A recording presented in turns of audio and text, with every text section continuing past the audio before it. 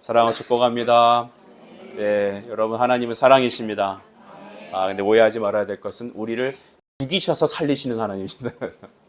여러분 그 의미를 잘 아셔야 됩니다. 우리가 있는 죄의 모습 그대로 그냥 잘한다 키워주는 게 아니라 우리의 옛사람은 죽이십니다. 여러분의 이 시간 죽임받아야 없어져야 될 것들이 뭔지 한번 생각해 보시겠습니까? 우리는 약점, 핸디캡은 감추려고 합니다. 화장을 왜 합니까? 옷을 왜 입죠? 그것은 감추기 위함입니다. 그래서 우리는 남에게 내 약함이, 나의 핸디캡이 드러나는 것을 무엇보다도 싫어하고 때로는 내적인 방어 기제를 통하여 그 사람을 공격하기도 하고 다시는 그 말을 꺼내지도 못하게 합니다. 근데 하나님은 말씀의 검으로, 말씀의 거울로 우리에게 비추어 주셔서 우리의 본 모습을 발견하게 하시고 바라보게 하십니다. 그때부터 영적 대수술이, 영적인 회복이 일어납니다. 하나님 오늘 우리를 고쳐 주옵소서. 우리 베드로전서 2장 9절 10절 그리스도인은 누구인가? 라는 제목으로 우리 함께 말씀을 나눌 건데요. 그리스도인은 누구를 그리스도인이라고 합니까? 그리스도의 사람입니다. 영어로는 그리스도가 크라이스트지 않습니까? 그래서 크라이스트에서 크라이스트의 사람에서 크리스천이라고 하죠. 그 단어 그대로 우리는 잘 이해하면 됩니다. 여러분 크리스천이십니다. 믿으십니까? 예수님의 사람입니다. 교회 다니는 사람이 아니라 크리스천입니다. 우리는 그리스도의 사람입니다. 오늘 이 말씀을 쓴 사도는 베드로입니다. 이 베드로는 당시 베드로가 한참 사역할 때는 로마 시대의 황제가 다스리는 그런 세상이었죠. 여러분은 기독교 역사 중에서 가장 박해가 심했던 왕이 누구라고 생각하십니까? 로마 황제 중에 네로란 사람이 있습니다. 여러분 많이 들어보셨죠? 네로 황제. 그는 여러 가지 일도 있겠지만 기독교인들을 아주 잔혹하게, 교회를 아주 뿌리 뽑으려고 잔혹하게 박해했던 황제였습니다. 로마의 황제를 카이사르라고 그러죠. 그렇죠?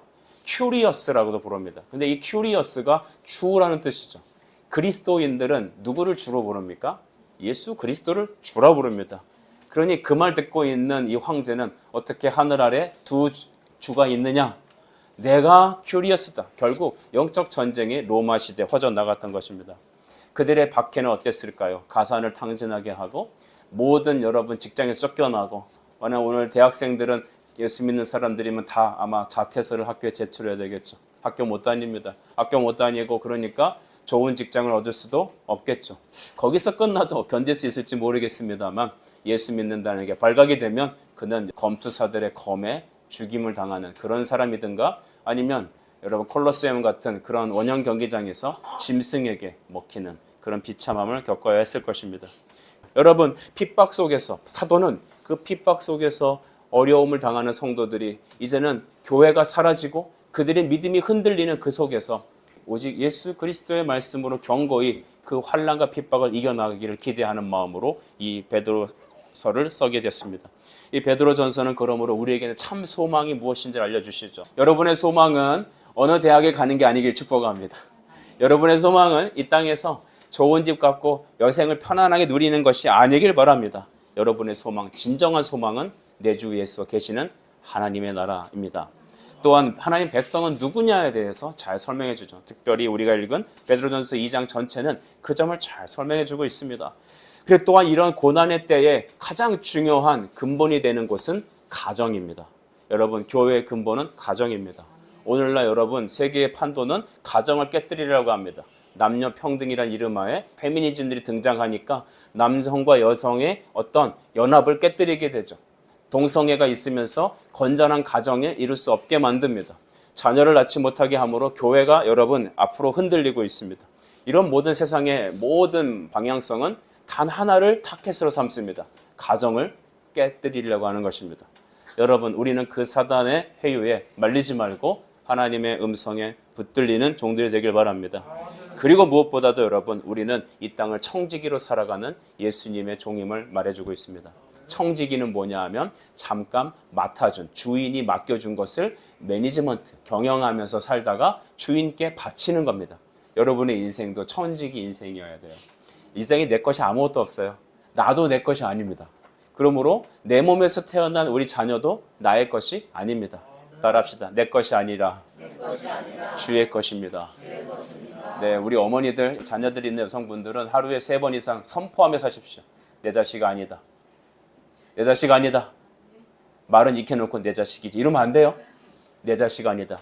하나님의 자식이니까 더 귀히 여러분 섬겨합니다. 무엇으로? 기도와 말씀으로 쫙 키우세요. 여러분, 나는 내 인생 혼자 살까 하지 말고 믿음 안에서 결혼하셔서 경건한 자손을 낳으십시오. 우리 교회 할 수만 있다면 여러분 많은 자녀들이 여러분의 주식의 축복이에요. 이슬람이 여러분 확장되는 것은 결혼을 통하여 출산을 통하여 확장됩니다.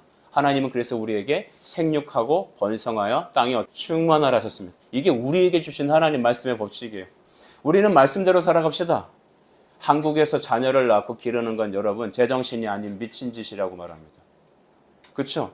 여러분 젊은 사람들 어떻게 취직해요? 어떻게 돈 벌어요? 어떻게 여러분 이 땅을 살 수 있어요? 불가능하단 말이에요. 하지만 그럼에도 불구하고 주를 바라보며 자녀를 낳고 무엇 때문에? 하나님 나라를 위해서. 그러니까 하나님을 사랑하는 사람은 자기를 사랑하는 사람이 아니에요. 세상 사람들은 말합니다. 너 자신을 사랑해야 남을 사랑할 수 있어 라고 말하는데 그건 좀 틀린 말이에요. 성경은 너 자신을 사랑하는 게 아니라 하나님을 사랑하라고 말합니다. 여러분 자신을 진정하게 사랑하는 방법을 알려드립니다. 주 예수를 사랑하시면 됩니다. 하나님을 세상에 넘버원으로 두십시오. 많은 것 중에 한 분이 귀한 분이 예수님이 아니라 무엇과도 비교할 수 없는 그분이 예수님이십니다. 베드로서는 이것을 말하는 것입니다. 여러분 속도보다 중요한 것은 무엇이다? 방향입니다. 그래서 오늘 그리스도인이 누구인지를 우리는 알아야 합니다. 우리는 누구입니까? 우리는 산돌이신 예수님께 붙잡히바 된 사람입니다. 여러분 예수님은 산돌이십니다.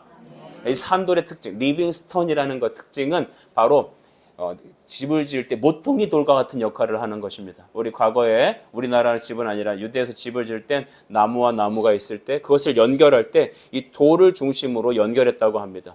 우리 각자가 예수 그리스도라는 분에게 연결되어 집을 형성하는 거죠. 이 집은 무엇입니까? 교회입니다. 그래서 예수님을 통하여서 우린 지체가 되는 것이죠. 우리 사도행전 4장 11절 말씀을 제가 여러분에게 읽어드릴게요. 예수는 너희 건축자의 버린 돌로서 집 모퉁이의 머릿돌이 되었느니라 하셨습니다. 여러분 예수님께 연결되면 우리는 사는 지체가 됩니다. 반대로 예수님께 연결이 안 되면 우리는 각자 소견에 오른 대로 살아가게 되는 것이죠. 그래서 주님은 우리 그리스도인이 누군지 당시 네로의 박해 속에서 고통받는 이 로마의 교회들을 위해서 하나님께서 주신 말씀이지만 오늘 이 땅에 보이지 않는 이 세상의 어둠의 권세에 잡혀있는 이 땅에 살아가는 우리가 누구인지를 바로 성경을 통해 알 때 우리는 살아갈 방향을 바로 찾고 그 기쁨을 찾고 무엇을 위해 살아갈지 알게 되는 것이죠. 첫째, 우리는 누구이냐? 택하신 족속입니다. 따라하십시다. 택하신 족속. 9절에 그 말이 나오죠. 너희는 택하신 족속이요 라고 말합니다. 게노스 켈렉톤. 이게 무슨 말일까요? 선택받은 사람들이라는 것입니다. 여러분은 택하심을 받았습니다. 우리가 예수 믿게 된 것은 우연이 아닙니다. 여러분 진짜 우연이 아니에요. 우리 성도들을 만나보면 친구를 잘 만나서 교회에 오게 되었다고 합니다. 또 여러분 어떻게 우린 교회 왔습니까? 우리 부모님이 태어나 보니까 교회에 다녔었던 것입니다. 우린 또 이웃의 전도를 받았습니다. 그런데 여러분 이 하나님께 택하신 백성이라는 것은 우리가 어떤 방법으로 인해서 주의 교회 부름을 받았다 한들 그것은 우리의 선택이 아니라는 것입니다. 자세히 보면 내가 참 기적 같아요. 교회 다니는 것, 예수님을 고백하는 것은 정말로 하나님이 우리를 부르신 것입니다. 원인은 어떻게 됐든지 친구의 부르심이든지 우리 이웃의 초청이든지 아니면 태어나서부터 보니 교회 다녔든지 어떻게 됐든지 간에 우리는 다음 같은 것을 기억해야 되죠. 하나님이 여러분을 택하셨습니다. 너는 내 것이다 라고 아예 우리가 만들어지기도 전에 영원 전에 하나님은 우리에게 침발라 콕 찜하셨습니다. 구원의 원인은 하나님에게 있습니다. 택함이 없다면 우리는 구원도 없고 살아감도 없습니다.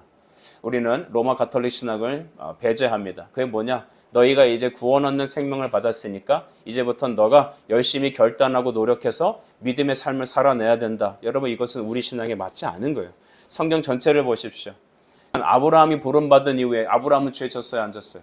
죄를 졌어요. 야곱이 창세기 28장에 그 베델에서 하나님의 형상 예수 그리스도를 만난 이후에 그는 자기 마음대로 살았어요. 자기 욕심대로 살았어요.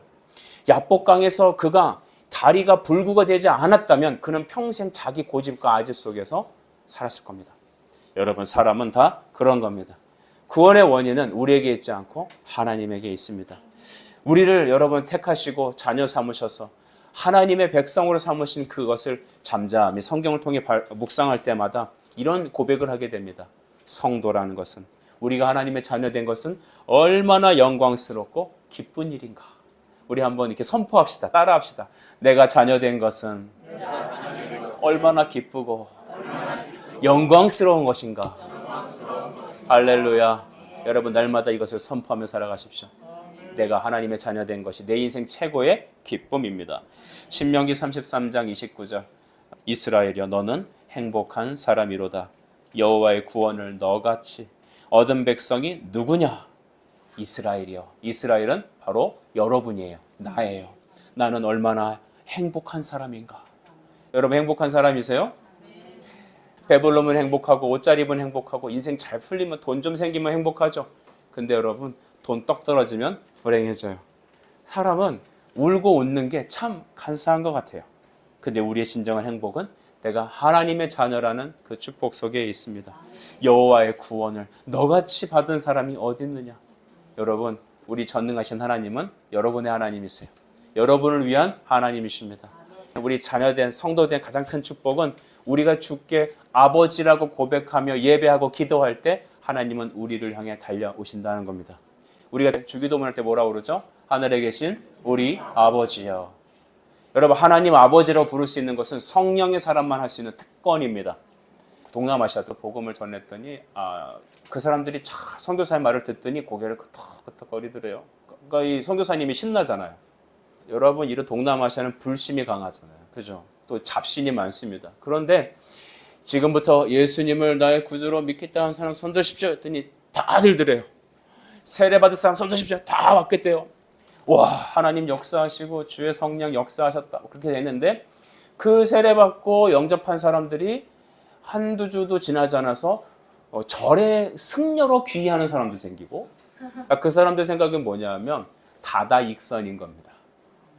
신은 많을수록 좋은 거예요. 그러니까 내가 믿고 있는 무속신앙이 있었는데 하나님이 그보다 세다고 하니까 더 강력한 슈퍼파워를 하나 더 모시는 거죠. 그러니까 기존에 있는 신도 껴놓고 슈퍼파워도 껴서 엔진을 2개 더 장착하는 거예요. 여러분 이거는 세상 사람들이 생각하는 잘못된 신앙입니다. 예수님은 뭐라 하시죠? 내 안에 있는 우상을 싹 몰아내고 온전히 하나님만 섬기는 것.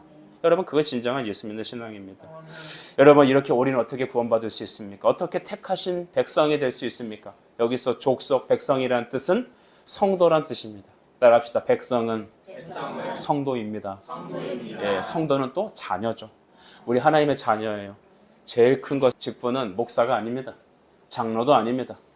여러분 생명대한테 섬기는 것. 여러분 중요한 게 뭡니까? 우리는 그것이 우리의 자랑이 아니라 내가 하나님의 자녀 됐다라는 게 기쁨이어야 됩니다.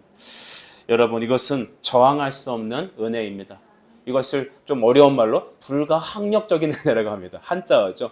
이것은 하나님 내가 구원받기 싫어요. 오지 마세요. 나는 이대로 살 거예요. 라고 말하지 못한다는 겁니다. 하나님께서 여러분을 구원하실 때 여러분의 말씀을 타고 여러분의 심령에 성령을 임하시면 내 마음의 빗장을 닫고 똘똘 뭉쳐도 하나님은 우리 그 두꺼운 마음을 뚫고 우리의 견고한 목과 마음을 뚫고 들어오신다는 겁니다. 목이 곧은 사람이라는 표현이 있습니다. 아무리 설교하고 아무리 여러분 전도하고 해도 꼿꼿이 나는 나야. 하나님도 내 마음을 못 건드릴걸? 나는 한다면 하는 사람이야. 이런 사람들이라도 하나님께서 그를 택하시고 하나님께서 그를 마음을 움직이실 때는요. 그의 마음 중심을 뚫고 들어오시는 겁니다. 그래서 여러분이 은혜 받기 위해서 한 가지 제안을 드립니다. 결단코 예배를 빼먹지 마십시오. 주일날 교회에 말씀이 오셔서 예배를 드리십시오. 말씀을 꼭 들으십시오.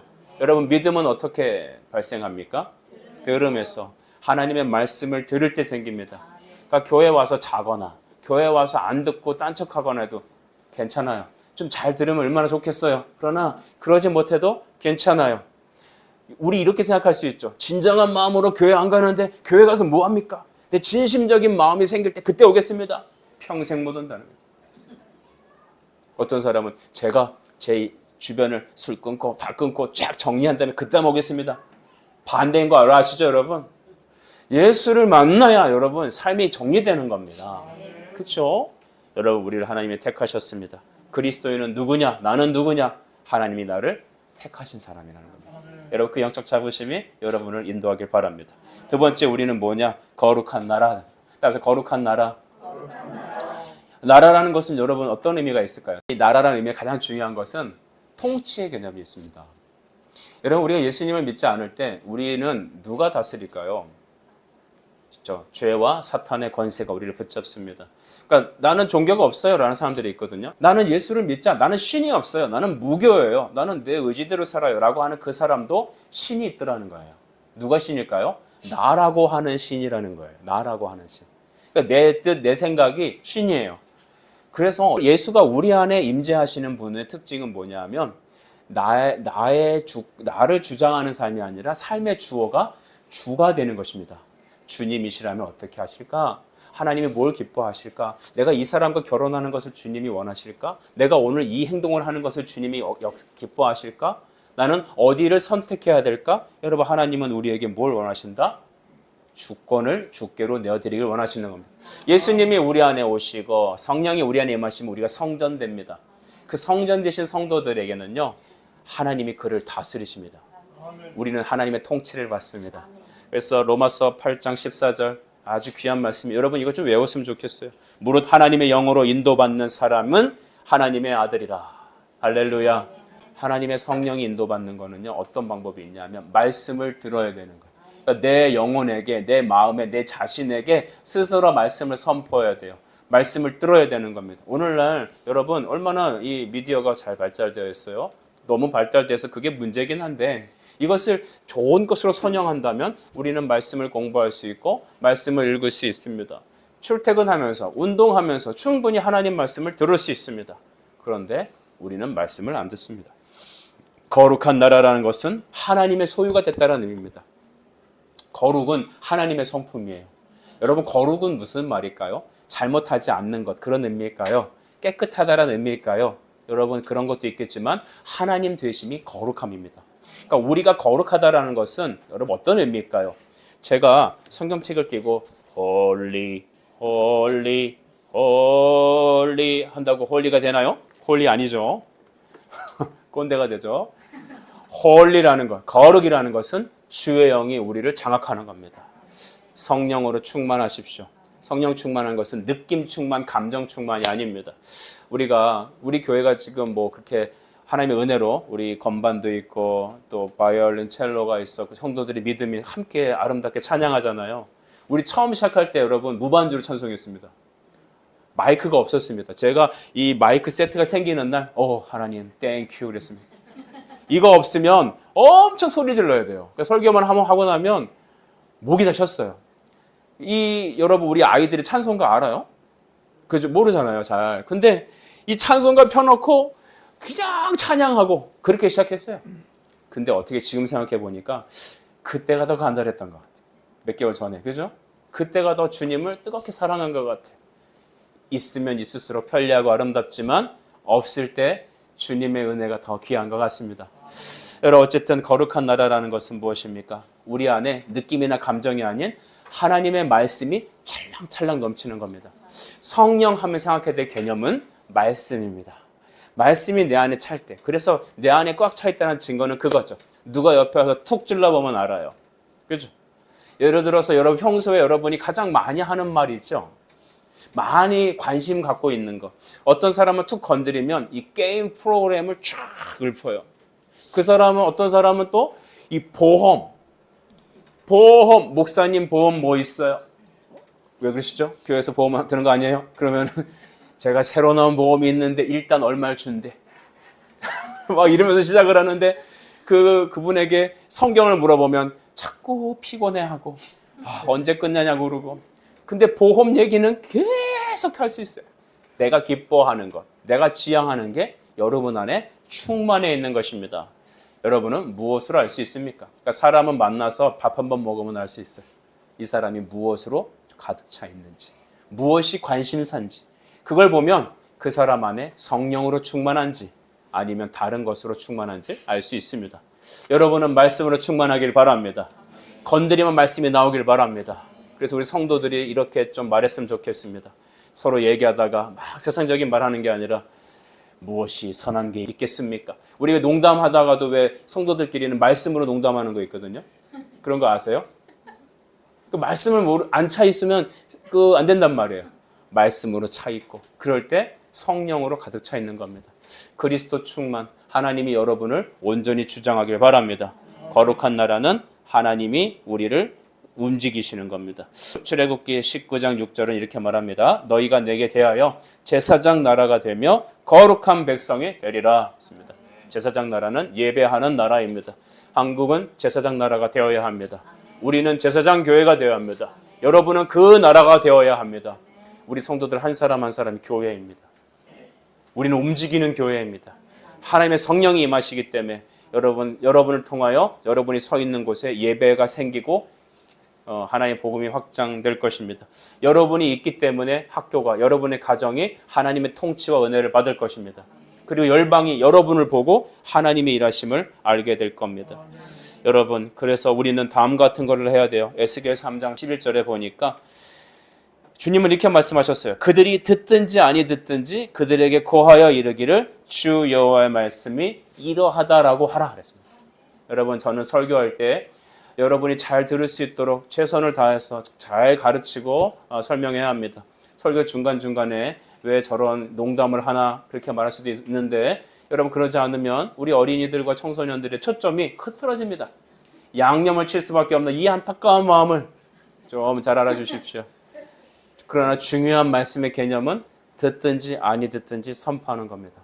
하나님께서 길을 열어주시는 사람이 있습니다. 여러분이 말씀을 받고 그렇습니다. 한 말씀이라도 그렇군요라고 내 마음에 잘 새겨질 때 있잖아요. 그것이 바로 하나님께서 여러분에게 지금 역사하고 있는 증거입니다. 우리 성도들은 세상을 향하여 자기 자신을 향하여 듣든지 아니 듣든지 하나님 말씀을 선포하는 그런 사람들이 되길 바랍니다. 선포하는 백성이 되어야 합니다. 또 여러분, 우리는 존재적인 선포가 있어야 합니다. 그것은 뭐냐? 내가 살아있는 내 자신 자체가, 내가 서 있는 나의 존재 자체가 하나님을 선포하는 것이라는 겁니다. 여러분, 느낌이 오셨죠? 바울은 말합니다. 너희는 그리스도의 편지다. 예수님이 세상에 하나님의 사랑과 구원을 적어놓으신 편지가 우리라는 겁니다. 그래서 우리는 우리 자신이 전도지인 것입니다.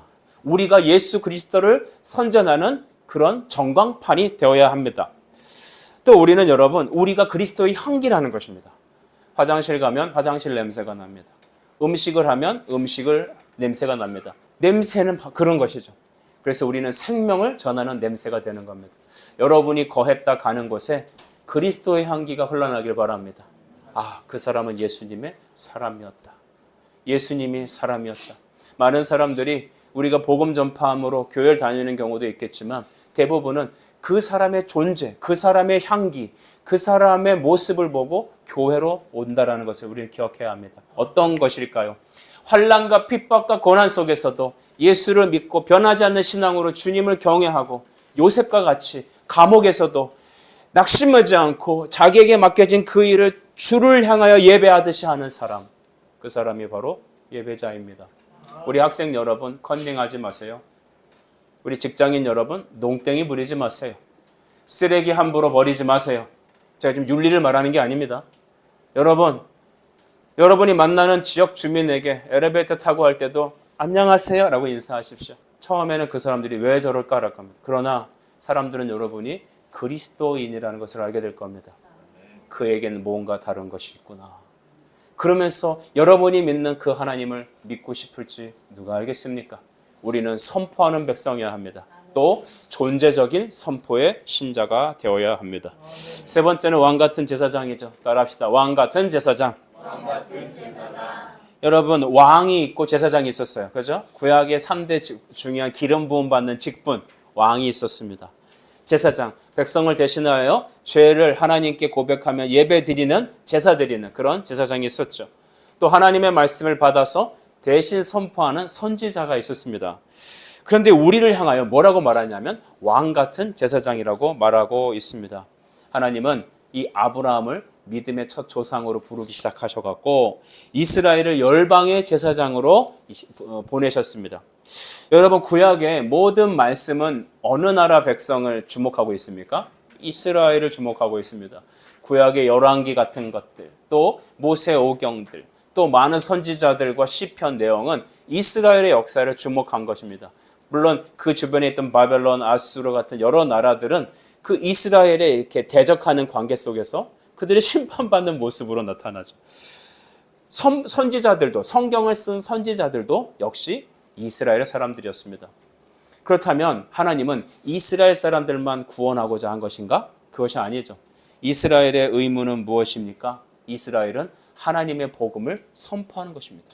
그곳에서 우상을 몰아내고 예배를 드리며 말씀에 순종하면서 이방에 있는 하나님을 모르는 그 이방 나라 사람들에게 바로 하나님을 가르치고 말씀을 전파하고 그들도 예배에 초대하기 위해서 하나님은 이스라엘을 먼저 세운 것입니다.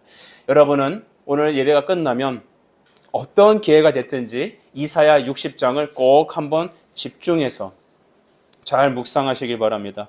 이사야 60장 2절로부터 4절은 다음과 같이 말합니다. 보라, 어둠이 땅을 덮을 것이며 캄캄함이 만민을 가리려니와 오직 여호와께서 내 위에 임하실 것이며 그의 영광이 내 위에 나타나리니 나라들은 내 빛으로 왕들은 비치는 내 광명으로 나오리라. 4절은 이렇게 말합니다. 잘 들어주십시오. 내 눈을 들어 사방을 보라. 무리가 다 모여 내게로 오느니라. 아멘. 하나님은 빛을 발하라고 하십니다. 무슨 빛인가? 복음의 빛. 말씀을 선포는 빛을 비추는 것입니다. 여러분, 빛을 비추면 어둠은 어떻게 될까요? 물러갑니다. 여러분 가정에 어둠이 있습니까? 상처, 핸디캡, 어려움들, 어둠이 있을 거예요. 그 어둠은 어떻게 물러갈까요? 상담을 잘하면, 인본주의적인 방법으로 상담을 하면 내 어둠이 어떤 건지 드러날 수는 있지만 그 어둠이 물러가진 않는다. 그 어둠을 몰아내기 위해서는 어떻게 해야 될까요? 그리스도가 빛을 비추셔야 합니다. 하나님의 임재가 있어야 합니다. 여러분, 그것이 방법입니다. 여러분의 가정이 시온의 영광으로 회복되기를 원하신다면 여러분 기도하십시오. 하나님의 말씀의 빛이 비추이기를 원합니다. 그럴 때 여러분 어떻게 될까요? 나라들은 내 빛으로, 왕들은 내 광명으로 빛을 보고 열방이 여러분을 향해 온다는 겁니다. 우리는 이 음봉과 또 탕정과 또 새로운 배방과 또 아산, 또 천안과 같은 이 지역에 바로 이런 등불과 같은 교회가 되어야 합니다. 왜냐? 우리에게 이런 사명을 주셨기 때문입니다. 우리 스스로를 보십시오. 여러분, 등불이 되고 이런 빛을 비추려면 우리는 어떤 생각을 할까요? 좀 엄청난 큰 빅사이즈의 교회 건물이 있어야겠죠. 그리고 물질이 있어야겠죠. 그렇지 않습니까? 뭐라도 이렇게 주려면 물질이 있어야 되잖아요. 또 사람들이 많아야겠죠. 근데 여러분, 하나님은 사람이 많으니까 빛을 비출 수 있다라고, 돈이 있어야 뭘 할 수 있다고 한 번도 말하지 않았어요. 너 한 사람이 빛을 비추라는 것입니다. 중학교 때 참 은혜 받았던 찬양 중에 이런 찬양이 있거든요. 우리 작은 빛이 되어 험한 바다 비추세. 물에 빠져 헤매느니 건져내어 살리세. 하나님의 진리 등대. 하나님의 진리 등대. 여러분, 큰 교회가 진리 등대가 아니요. 진리의 말씀을 붙잡고 예수의 이름으로 하나님 앞에 서서 선포하고 존재적인 선포를 해서 살아가는 바로 여러분이 왕 같은 제사장입니다. 그 한 사람들이 모인 우리 교회가 이 지역에서 이와 같은 빛을 비추는 사람들이 될 것입니다. 여러분, 어두움의 속성은 빛을 두려워하고 싫어해요. 그래서 복음을 듣기 싫어하고 예수쟁이들이 오면 싫어하는 거예요. 교회가 생기면 반대하는 거예요. 그러나 그럼에도 불구하고 우리는 기도하고 계속 전진하고 또 전진하고 try again 계속해서 하나님의 빛을 비추기만 시작한다면 하나님은 우리를 이곳에 뿌리 내리게 하시고 빛을 비추게 하시고 여기 어둠 속에 붙잡힌 수많은 영혼들이 하나님의 광명으로 나올 것입니다. 어떻게요? 이사야 6장 40절에 나라들은 내 빛으로 또한 왕들은 비치는 내 광명으로 나올 것입니다. 하나님의 말씀입니다. 그대로 될 줄 믿습니다. 여러분, 이런 것들이 우리의 비전입니다. 근데 놀라운 것은 왕 같은 제사장의 삶은 무엇일까? 여러분, 왕 같은 제사장으로서의 삶은 무엇을 말할까요? 그것은 왕 같은 자유를 누리는 것입니다. 따라합시다. 왕같이 자유를 누리는 것입니다. 왕의 특징은 뭐냐 하면 누구도 그 왕권을 도전할 수 없다는 겁니다. 그 얘기는 여러분, 왕과 같이 자유를 누리라는 겁니다. 신앙생활은 누리는 겁니다. 여러분, 누리는 거, 예수님을 누리는 거예요. 율법 생활하는 거 아니에요. 내가 교회 가면 안 가면 막 저주를 받을 것 같고, 내 11조 안 하면 막 천벌 받을 것 같고, 우리 집에 막 갑자기 소득이 반토막 날 것 같고. 제가 청년부 사역을 할 때 어느 청년이 미용하시는 청년이 있었어요. 그 친구가 이렇게 예배를 퐁당퐁당 빼먹어요. 그런데 예배를 빼먹어도 꼭 와서 하는 행동이 있었어요. 뭐냐면 그 헌금을 4-5가지 종류를 봉투 두께도 두툼해 이만해. 그래서 꼭 헌금함에 넣고 갔어요. 그래서 하루는 붙잡아서 물어봤거든요. 야, 너 예배는 안 하는데 왜 이 헌금을 하냐? 자기 지인 중에 불자가 있었대. 근데 그 절에다가 시주를 하니까 장사가 그렇게 잘 되더래요. 너도 시주를 해봐. 그러니까 나한테 시주는 뭘까 생각했더니 이제 교회에다 헌금하는 거야. 그래서 봉투에다가 착 넣고 이렇게 낸 거예요. 근데 그다음부터 손님이 계속 오더래요. 그리고 그 전에는 막 이렇게 문제가 많았는데 그 자잘한 문제도 안 생기더래. 그래서 야, 이거다. 내가 교회는 안 가도 뭐 한다? 헌금. 근데 그건 헌금이 아니라 시주에 가깝습니다. 여러분, 헌금은 그런 게 아니죠. 여러분, 그것은 자유가 아니에요. 자유는 뭐냐면 죄와 권세에 휘둘리지 않는 성령의 지도를 받는 겁니다. 여러분, 전 분명히 말할 수 있습니다. 여러분이 악한 영에 휘둘리거나 성령의 인도를 받거나 둘 중에 하나입니다. 나는 중간인데요. 중간은 없어요. 신앙은 중간이 없어요. 중간이 없어요. 기아님은 아니거든요. 어둠의 영, 사탄이 우리를 장악하거나, 그러니까 죄에 끌려다니거나, 여러분, 이 나쁜 표현이긴 한데, 내가 술을 마시면 내가 마시는 것 같지만 나중엔 알코올이 나를 삼킨답니다. 경험이 있으신 분들은 잘 아시겠죠. 술이 나를 삼켜서, 여러분, 핸드폰에 중독된 사람들의 특징이 뭐예요? 나는 내가 핸드폰을 하는 게 아니라 핸드폰이 나를 끌고 가는 겁니다. 결국 보면 죄의 특징은 우리를 끌고 다닙니다. 시편 1편에 나오잖아요. 무슨 겨?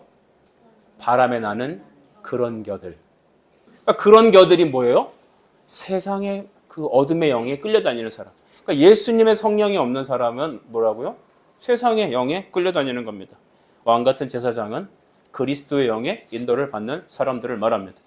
여러분, 우리 로마서 8장 14절 아까 제가 말씀드렸잖아요. 정말 귀한 말씀입니다. 우리는 왜 큐티해야 되고 왜 기도해야 될까요?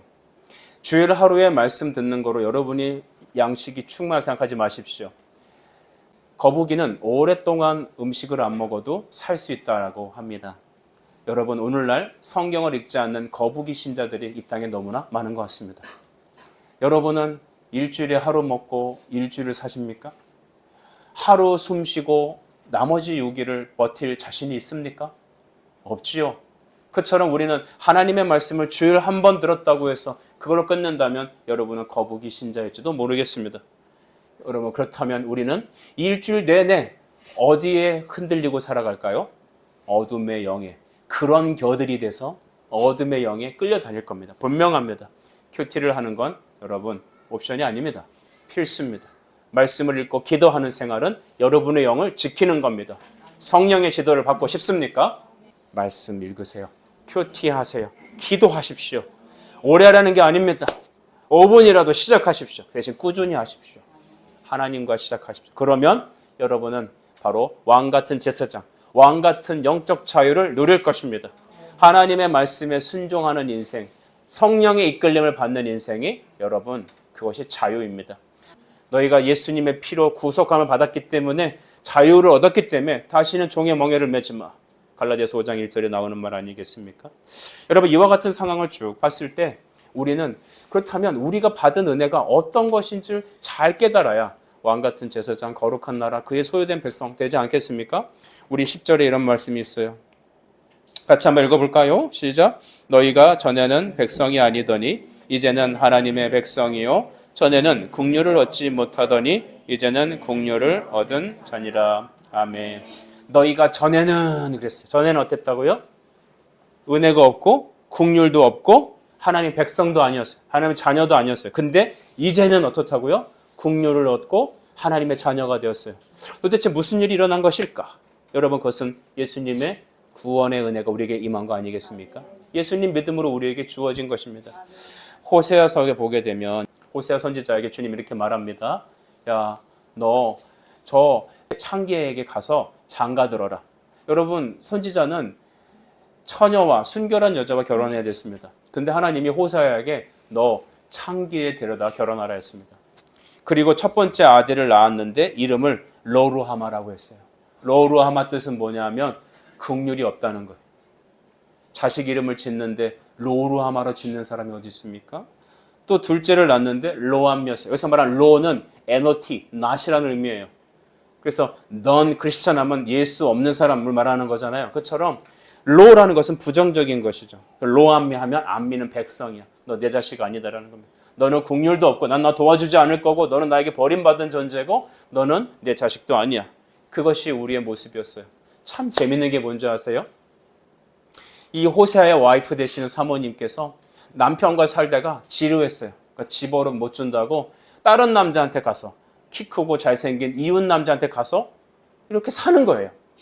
여러분, 우리 집에 있는 엄마가 이웃집 아저씨한테 가서 살면은 되겠어요? 근데 지금 선지자의 아내가 그런 거예요. 그러면 하나님은 너 가서 그 아내를 데리고 와. 그러면 가서 곡식을 싸들고 가서 곡식값을 주고 아내를 다시 데리고 왔습니다. 이러기를 수차례 했습니다. 호세아는 속이 문드러져 썩었을 겁니다. 여러분, 그 창기 또 로루하마 로암미가 성경은 말합니다. 바로 나라는 것입니다. 너가 하나님을 배역했고 그러므로 해서 너는 은혜가 없고 너는 내 백성 아니다는 것입니다. 그런데 여러분, 로마서 9장 26절에 하나님은 우리를 다음과 같이 바꾸어 주십니다. 너희는 내 백성이 아니라 한 그곳에서 그들이 살아계신 하나님의 아들이라 일컬음을 받으리라. 여러분, 저는 말씀을 정리하고자 합니다. 오늘 하나님께서는 우리가 누구인지를 알기를 원하십니다. 우리는 왕같은 제사장, 거룩한 나라, 그의 소유된 백성입니다. 전에는 우리가 하나님과 상관없는 로루아마였고 로암미였습니다. 그 창기와 같이 그 남편과 그리스도와 함께 사는 것이 무엇보다도 싫고 부담스럽고 재미없어서 항상 우리는 이웃 남자, 이웃 사람, 즉 이방으로 가서 살아가는 그런 사람들이었죠. 근데 하나님은 그 로루아마를 루아마, 은혜 있다라고 바꿔주시고 로암미를 로를 떼버리고 암미, 너는 나의 아들이다, 자녀라고 말해주신 것이죠. 여러분, 주님께서는 전에는 그러나 이제는 이라는 이 두 가지 전제를 주셨습니다. 예수님의 사람은 누구인가? 베드로 사도가 이 성경을 썼을 당시 바로 네로의 극심한 박해와 그리고 더 이상 예수를 믿을 수 없는 그 환경 속에 몰렸을 때 성도로 하여금 믿음을 지키고 그가 하나님의 사람으로 설 수 있도록 오늘 사도는 성령의 음성으로 이 성경을 기록했습니다. 우리에게 이러한 박해와 어둠은 없을지도 몰랍니다만 앞으로 어떻게 될까요? 앞으로 우리 자녀 세대는 과연 네로의 시대 같은 시대가 아니라고 우리가 장담할 수 없습니다. 우리가 살아가는 세상은 이와 같이 여러분 큰 것 같고 우리가 믿음으로 서기에는 우리 현실이 너무나 피곤합니다. 그러나 전에는 우리가 로루아마였고 로암이었는데 이제는 긍휼이 풍성하신 우리 주께서 우리를 사랑하셔서 너는 루아마다, 내 은혜 받은 백성이다, 너는 압니다, 내 사랑하는 아들이다라고 삼아 주셨습니다. 더 이상 우리는 죄에 의해서 컨트롤 당하지 않고 왕같은 제사장, 바로 왕과 같이 죄에서 자유함을 누리는 백성들, 그의 소유된 백성, 나라, 하나님이 다스리고 주님께서 함께 하시는 사람들, 바로 우리가 성전이신 바로 그 예수님의 사람들입니다. 여러분이 누구인지를 밝히 보십시오. 빨리 가는 것보다 바로 가는 게 중요하듯이 우리가 누구인지를 아는 것, 그 속에서 날마다 성령이 여러분을 다스릴 수 있도록 여러분 말씀으로 기도로 우리의 삶이 사라져지길 축복합니다. 그럴 때 우리는 그런 겨들처럼 바람에 나는 겨와 같이 어둠의 영이 우리를 흔들리는 그 컨트롤하는 사람들이 아닌 성령이 우리를 다스리시는 복된 성도와 교회가 될 줄 믿습니다. 주여, 우리에게 이렇게 역사해 주옵소서. 주님, 나에게 그렇게 은혜를 주시옵소서. 그렇게 역사해 주옵소서. 통성으로 기도합시다.